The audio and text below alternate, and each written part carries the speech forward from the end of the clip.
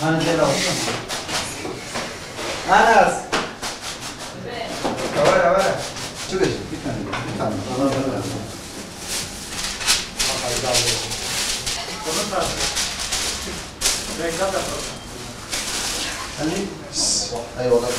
Anas.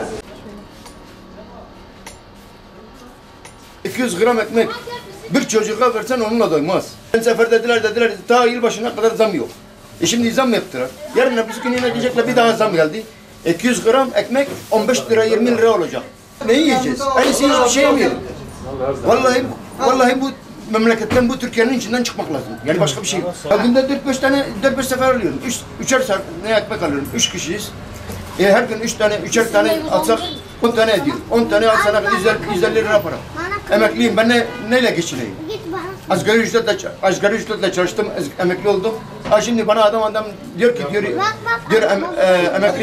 emekliye maaş vermiş. Ne vermiş?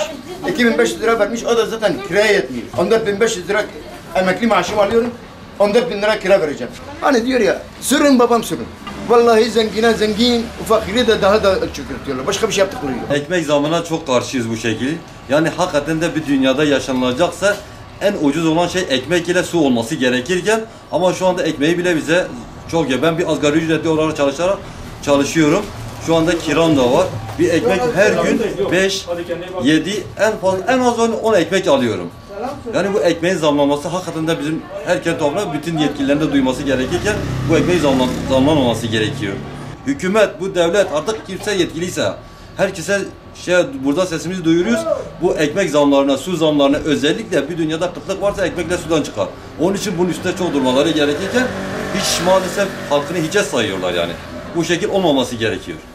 Biz bu reyişi boşuna alıyoruz. Biz aldığımız gibi bakkala, markete, lokantaya veriyoruz. Madem bakkala, markete, lokantaya aldığımız reyişin altında verip de onlar daha aşağıya satıyorsa biz niye kendi tezgahımızda o fiyatta satmayalım? Niye satmayalım? Bizim meslek para kazanıyor ama o kazandığımız parayı hepsi bakkala, markete, lokantaya veriyor. Onlara hamallık yapıyoruz. Onlara verdiğimiz ekmekte para kazanmıyoruz ama. Ben 2 lira aşağı verdiğim için bana en yakın olan esnaflarım beni şikayet ediyorlar. Ben bu Siirt'te 8 kişi şurtalı gösteriyorum şurada. Ben zamdan yana değilim. Olmam da. Bizim ne derneğimiz var ne dernek başkanımız var. Eğer bizim bir derneğimiz, dernek başkanımız olsaydı bizim esnaflarımız dürüst olurdu. Herkes yan yana olurdu.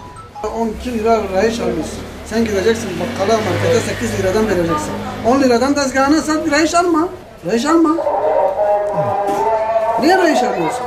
Bugüne kadar 9 TL satıyordum, bugün de 10 TL satacağım. Halkımın yanındayım.